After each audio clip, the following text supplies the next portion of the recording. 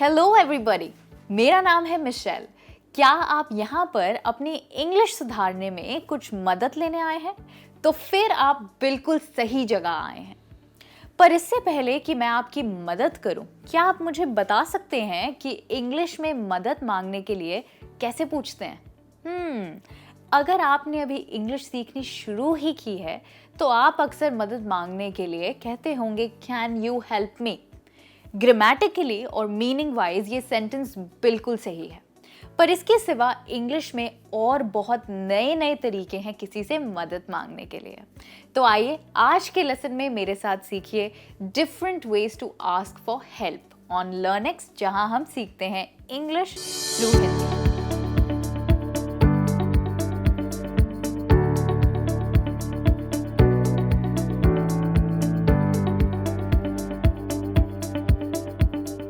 तो सबसे पहले आपको ये सीखना होगा कि मदद मांगने को हम इंग्लिश में कहते क्या हैं।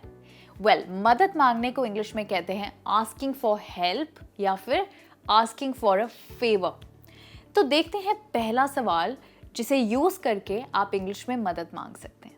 आप कह सकते हैं could you do me a favour या फिर would you do me a favour, जिसका मतलब है क्या तुम मेरी मदद करोगे। इस सवाल को हम बातचीत शुरू करने के लिए भी इस्तेमाल कर सकते हैं। Would you do me a favour formal तरीका है किसी से मदद मांगने का। जैसे कि अगर आपको किसी से मदद मांगनी है, आपको उनसे 5 मिनट्स के लिए अपने सामान का ख्याल रखवाना है, तो आप कुछ ऐसे मदद मांगे, would you do me a favour? क्या तुम मेरी एक मदद करोगे? Sure. Can you watch my stuff for a few minutes? I will be right back. क्या तुम मेरे सामान का ख्याल रखोगे कुछ समय के लिए, मैं अभी वापस आऊंगा। तो वॉच माई स्टफ का मतलब होता है सामान का ध्यान रखना, और I will be right back का मतलब होता है मैं जल्दी से वापस आऊंगा। और अगर आपको किसी से मदद मांगनी है तो आप एक और तरीका यूज कर सकते हैं। आप कह सकते हैं कुड यू प्लीज, और इसके साथ आप एक वर्ब का इस्तेमाल कर सकते हैं कुछ ऐसे, could you please fix my phone? क्या तुम प्लीज मेरा फोन ठीक कर दोगे?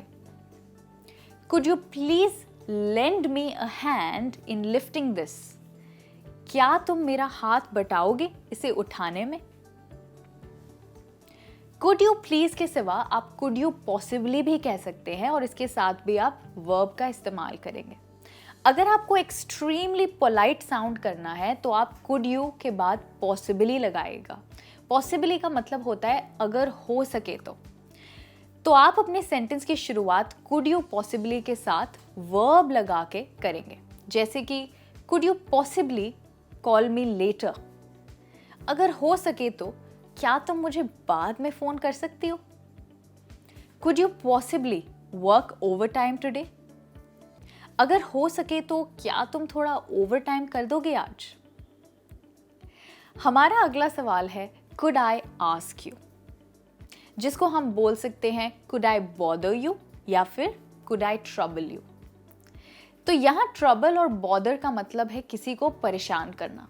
अब आपको पता होगा हिंदी में हम किसी से मदद मांगने के लिए कई बार कहते हैं माफ कीजिएगा, क्या मैं आपको थोड़ा सा परेशान कर सकता हूँ? ऐसे ही इंग्लिश में हम कह सकते हैं कुड आई बॉदर यू या फिर कुड आई ट्रबल यू। इसका मतलब है क्या मैं तुम्हें 1 मिनट के लिए परेशान कर सकता हूँ? आइए कुछ एग्जाम्पल्स देखते हैं इसको बेहतर समझने के लिए। Could I ask you to help my brother in preparing for exams? क्या तुम मेरे भाई की मदद करोगे उसके एग्जाम्स के लिए प्रिपेयर करने में?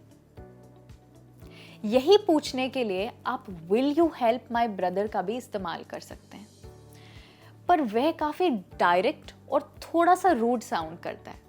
तो कुड यू की खास बात यह है कि कुड यू काफी पोलाइट है, और साथ ही में आप कह सकते हैं could I ask you to, could I bother you to, या फिर कुड आई ट्रबल यू।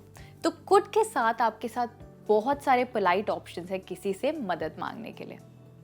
एक और एग्जाम्पल देखते हैं। Could I trouble you to open the door for मी?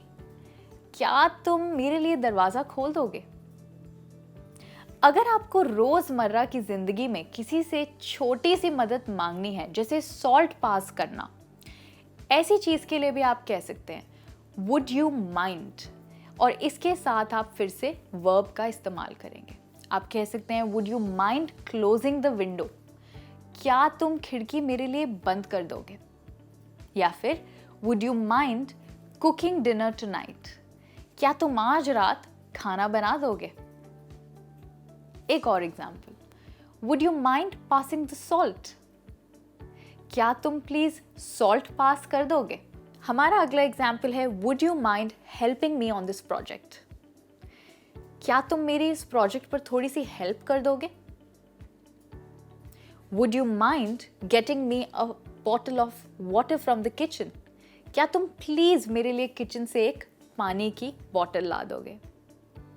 तो इस तरीके से आप वुड यू माइंड का इस्तेमाल करेंगे मदद मांगने के लिए।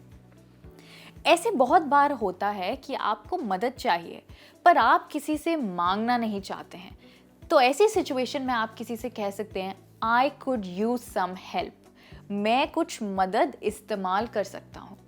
इस सेंटेंस में मोडल वर्ब कुड को यूज करना जरूरी है, क्योंकि आई कैन यूज फिर से थोड़ा सा रूट साउंड करेगा।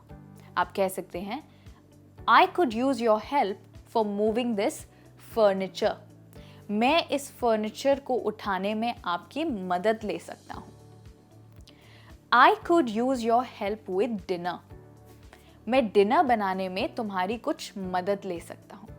यहां पर आपने इनडायरेक्टली किसी को कहा है कि आपको उनकी मदद चाहिए है।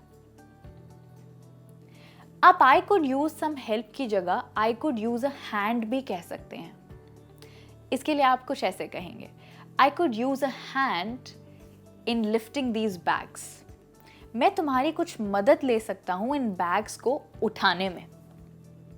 तो दोस्तों, अभी तक हमने जाना है कि हम हेल्प के लिए पूछेंगे कैसे। अब सोचिए अगर कोई आपसे हेल्प मांगेगा और आपको उन्हें यस कहना है उनकी हेल्प करने के लिए, तो आप यस कैसे कहेंगे? आप उसके लिए कह सकते हैं श्योर, नो प्रॉब्लम, या फिर आप कह सकते हैं I would be happy to help you, मुझे तुम्हारी मदद करके खुशी मिलेगी। आप ये भी कह सकते हैं it would be my pleasure, ये मेरा सौभाग्य होगा। I'd be glad to help you, मुझे आपकी मदद करके बहुत खुशी होगी। अब दोस्तों, कई बार ऐसा होता है कि कोई हमसे मदद मांगने आता है पर हमारे पास उनको देने के लिए अपना समय नहीं है, और ऐसे समय पर आप उनको पोलाइटली नो कहना चाहते हैं क्योंकि आप अपने रिश्ते नहीं खराब करना चाहते हैं। तो उस समय पे हम कैसे जवाब देंगे? एक एग्जाम्पल देखते हैं। कोई आपसे कहे could I ask you to help me with my homework, क्या आप मेरे होमवर्क में मेरी मदद कर दोगे? आप कह सकते हैं sorry able to do that, sorry मैं ये नहीं कर सकता। वो कहेंगे क्यों नहीं, वाई नॉट? आप कहेंगे because I can't do maths very well, वो इसलिए क्योंकि मुझे मैथ्स अच्छे से नहीं आता है। दोस्तों, यहाँ पे दो चीज़ों का ध्यान रखना है आपको। पहले मैंने यहाँ पे वर्ड किया sorry, I can't do this, तो यहाँ पर आपको सॉरी ज़रूर यूज़ करना चाहिए किसी को मदद के लिए मना करने के लिए। और साथ ही में दोस्तों, आपको अपने ना कहने के लिए वजह भी बतानी चाहिए। जैसे कि मैंने यहाँ पे कहा आई can't do maths very well, मुझे मैथ्स अच्छे से नहीं आता है। तो इस तरीके से दोस्तों आप किसी को मना कर सकते हैं जब आप उनकी मदद करने के लिए अवेलेबल नहीं हैं। और आज के इस लेसन में दोस्तों आपने मेरे साथ सीखी हैं 3 चीज़ें। सबसे पहले आपने ये सीखा कि आप किसी से मदद कैसे मांगेंगे, आस्किंग फॉर अ फेवर। उसके बाद आपने ये सीखा कि अगर कोई आपसे मदद मांगे तो आप उन्हें हाँ कैसे कहेंगे। और आखिर में आपने ये सीखा कि अगर आपके पास समय नहीं है तो आप किसी को मना कैसे करेंगे कि आप उनकी मदद नहीं कर सकते। सो दोस्तों, मैं उम्मीद करती हूँ कि आज के बाद आपको मुश्किल नहीं होगी हेल्पिंग के बारे में बात करने के लिए। थैंक यू सो मच मेरे साथ जुड़े रहने के लिए। मैं जल्द ही मिलूंगी आपसे और इंटरेस्टिंग लेसन्स के साथ। तब तक सीखते रहिए इंग्लिश और बोलते रहिए इंग्लिश। Bye bye.